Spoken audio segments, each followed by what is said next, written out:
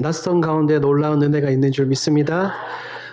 우리 방금 나상주 목사님이 전하신 그 말씀처럼 우리의 교회 공동체와 여러분들 삶 가운데 감당치 못할 하나님의 그 충만한 기쁨이 항상하기를 주님의 이름으로 축복합니다. 이 시간에는 쉬지 말고 기도하라에 대해서 잠시 은혜를 나누고자 합니다. 많은 사람들은 신앙생활하면서 때로는 하나님의 말씀을 오해해서 생각하는 경우가 너무나도 많습니다. 그 중에 대표적인 구절이 바로 우리가 함께 읽은 이 17절입니다. 17절 쉬지 말고 기도하라. 왜 많은 그리스도인들이 이 성경 말씀을 보면서 때로는 오해하고 있을까요? 그것은 다름 아닌 우리나라의 한 속담이 있기 때문입니다. 여러분들이 잘 알고 계시는 것처럼 그런 속담이 있죠. 지성이면 감천이다. 지극정성으로 기도하면 하늘의 은혜가 있을 것이다 라는 이 속담 때문에 우리가 이 말씀을 오해해서 시도 때도 없이 그냥 무조건 하나님 앞에 엎드려 기도하면 모든 것이 다 응답될 거야 라는 큰 착각과 오해에 빠져서 기도하는 경우가 너무나도 많습니다. 하지만 그렇지 않아요. 우리가 그냥 끊임없이 쉬지 없이 기도한다고 우리의 기도가 응답되는 것이 아니라 우리가 살아계신 하나님의 말씀을 붙들고 하나님의 뜻대로 기도할 때 우리 가운데 하나님께서 응답해 주실 줄 믿습니다. 그렇다면 하나님의 마음과 하나님의 뜻은 어디에서 알 수 있을까요? 어디에서 알 수 있을까요? 그럼요. 다름 아닌 기록된 유일한 특별 계시 하나님의 말씀을 통해서 알 수 있습니다. 그래서 오늘 본문 쉬지 말고 기도하라. 저는 이 본문을 보면서 구약의 한 인물이 바로 머릿속에 떠올랐습니다. 이 말씀처럼 쉬지 않고 끊임없이 기도했던 다니엘의 이야기를 통해 우리가 쉬지 말고 기도하라는 것이 무엇을 의미하는지 함께 나누려고 합니다. 다니엘은 이 청소년 시절에 나라가 패망했습니다. 그는 친구들과 함께 포로로 끌려갔습니다. 부모들이 그들을 지켜주지 못했고 나라가 그들을 지켜주지 못했습니다. 낯선 이방 땅에서 다니엘은 하나님을 사랑하고 의지하고 늘 예배했기 때문에 그가 하나님의 놀라운 은혜와 축복 가운데 고위 관리직을 섬길 수 있었죠.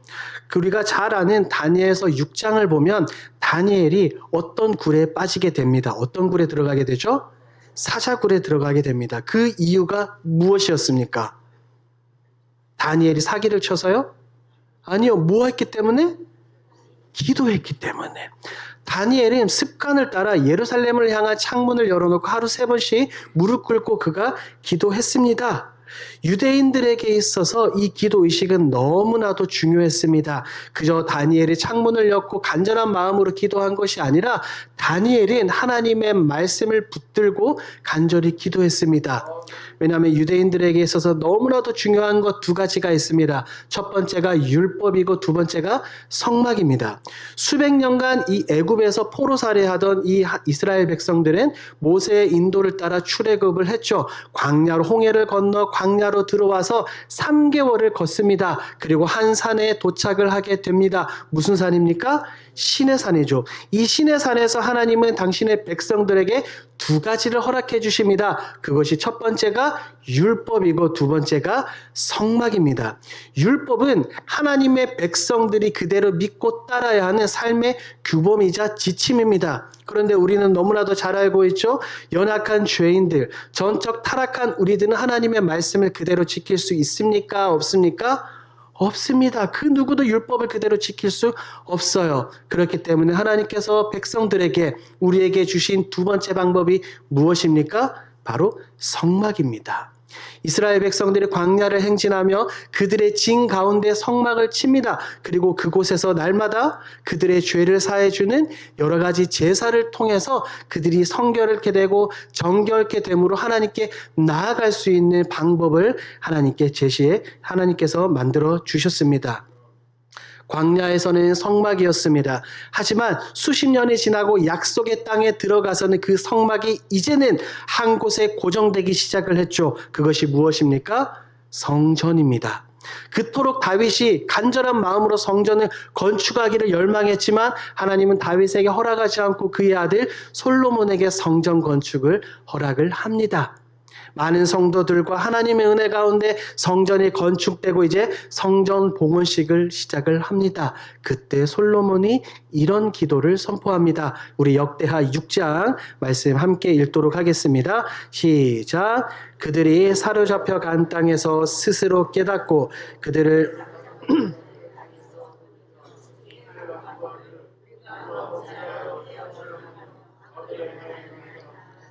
자기들을 사로잡아간 적국의 땅에서 온 마음과 온 뜻으로 주께 돌아와서 주께서 그들의 조상들에게 주신 땅과 주께서 택하신 성과 내가 주의 이름을 위하여 건축한 성전 있는 쪽을 향하여 기도하거든 주는 계신 곳 하늘에서 그들의 기도와 간구를 들으시고 그들의 일을 돌보시오며 주께 범죄한 주의 백성을 용서하옵소서.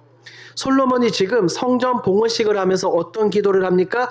하나님, 우리 이스라엘 백성들이 하나님의 말씀을 떠나 성전이 무너지고 포로로 잡혀가 끌려가 비참한 삶을 산다 하더라도 그곳에서 우리가 성전을 향해서 무릎 꿇고 기도할 때 하나님, 우리를 기억하여 주시고 우리를 다시 회복시켜 주시옵소서라고 지금 솔로몬이 기도하고 있습니다. 그러니까 다니엘이 지금 기도하는 것이 무엇입니까? 하루 3번 창문을 열고 예루살렘 성전을 향하여서 기도하는 것은 그냥 기도했던 것이 아니라 무엇을 붙들고 기도한 것입니까? 하나님의 말씀을 붙들고 다니엘이 기도했습니다. 기독교인들에게 지성이면 감천이다. 그런 말 하지 마십시오. 우리 성경 어느 곳에서도 그것을 이야기하고 있지 않습니다. 그저 열심히만 기도하며 그냥 무턱대고 많은 시간을 엎드려 기도하면 하나님께서 응답해 주신다? 절대로 그렇지 않습니다. 우리가 기도하는 것, 하나님께서 응답해 주시는 기도는 하나님의 뜻대로 하는 기도, 하나님의 말씀을 붙들고 하는 기도밖에 없는 줄 믿습니다. 많은 믿음의 선배들을 보십시오. 이스라엘 백성들을 잘 이끌었던 훌륭한 민족의 지도자 모세가 있지 않습니까? 백성들과 함께 수십 년 광야를 헤맸습니다. 그런데 약속의 땅을 눈앞에 두고 그는 들어가지 못했습니다. 하나님, 제가 저 땅에 들어가고 싶습니다. 저를 보내주십시오라고 기도해도 하나님은 거절하셨습니다. 아니야, 너는 여기까지야. 오늘 이 데살로니가 전서를 기록한 사도 바울을 보십시오. 그의 몸에 심각한 질병을 가지고 있었습니다. 바울이 그토록 애타게 하나님께 기도했지만 하나님께서는 뭐라고 말씀하셨습니까? 괜찮아. 너 몸에 있는 것 그대로 가지고 살아라고 말씀하셨습니다. 아무리 간구해도 하나님께서 들어주시지 않으셨습니다. 왜요? 하나님의 뜻이 그것이기 때문입니다. 그리고 보십시오. 다니엘이 사자굴에 들어간 이유가 무엇입니까? 기도 때문에. 그런데 뭐라고 이야기합니까? 전에 하던 대로. 그는 그에게 갑자기 어떠한 신변의 위험을 느껴서 어려움을 닥쳐서 그가 기도한 것이 아닙니다. 다니엘은 포로로 끌려갔지만 늘 말씀을 붙들고 그 말씀을 가지고 기도했습니다. 다니엘서 9장을 보니 다니엘은 예레미야의 책을 가지고 예레미야가 쓴 그 글을 가지고 기도를 했습니다. 그가 그것을 붙들고 금식하고 하나님 앞에 엎드려 기도했죠. 예레미야가 기록한 책이 무엇입니까? 예레미야서죠. 그는 이방 땅 포로로 나가서도 포로로 끌려가서도 손에서 하나님의 말씀을 놓지 않았습니다. 그러므로 사랑하는 여러분, 여러분들 기도할 때 반드시 살아계신 하나님의 말씀을 붙들고 기도하시길 주님의 이름으로 축복합니다. 저는 이 다니엘을 보며 너무나 부러웠고 또한 너무나 감사가 터져 나왔습니다. 다니엘은 죽는 줄 알고 있음에도 기도했습니다.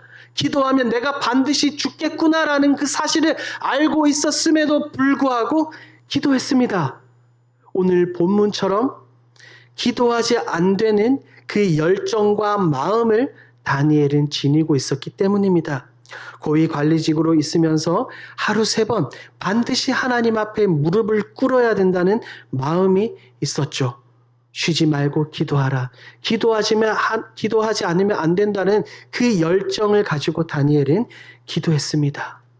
사랑하는 여러분, 바울은 오늘 이 데살로니가에 있는 성도들에게 이 다니엘과 같은 그 마음을 담아서 이 편지를 보냈습니다. 이 17절 말씀 우리가 함께 외워보도록 하겠습니다. 시작. 쉬지 말고 기도하라. 다니엘도 쉬지 않고 기도했습니다. 바울 역시 쉬지 않고 기도했습니다. 우리 구주 예수 그리스도께서도 너무나도 바쁜 사역 가운데 하나님의 말씀을 붙들고 끊임없이 기도하셨습니다. 그렇다면 우리는 어떠해야 됩니까? 우리 주님의 모습을 본받아 많은 믿음의 선배들의 모습을 본받아 우리 역시 말씀을 붙들고 쉬지 않고 끊임없이 하나님 앞에 꿇어 엎드려 기도해야 되는 줄 믿습니다. 하나님의 말씀을 붙드십시오. 사랑하는 여러분, 신앙은 기도만큼 깊어집니다. 기도만큼 진실한 언어는 없습니다. 우리가 하나님 앞에 엎드려 하나님께 기도할 때 화려한 미사 어구를 통해서 하나님께 기도를 올려드리는 것보다 우리 영혼의 내면의 깊숙한 곳에서 올라오는 그 탄식, 그 마음을 하나님은 더 지켜보신다는 것입니다. 아무리 힘들고 어려워도 말씀을 붙들고 기도하시면 우리 가운데 소망이 있는 줄 믿습니다.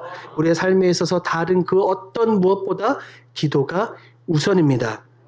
이렇게 쉬지 말고 기도하라. 하나님의 말씀을 붙들고 주님의 모습을 본받아 바울과 다니엘의 모습을 본받아 쉬지 않고 기도하시는 저와 여러분들이 되길 주님의 이름으로 축복합니다. 아멘. 이어서 마지막 범사에 감사라는 제목으로 우리 이순주